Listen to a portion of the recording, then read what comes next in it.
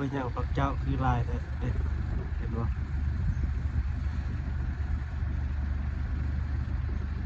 เว้ย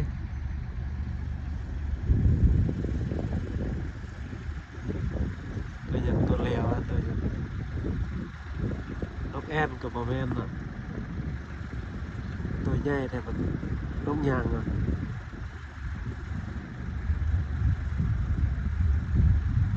ลายเลยเว้ยบินว่อนนี่เจนกวนมา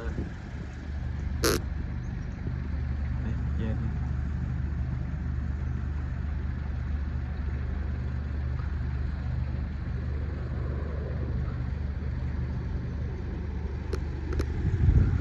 คือนกยางอะเนาะ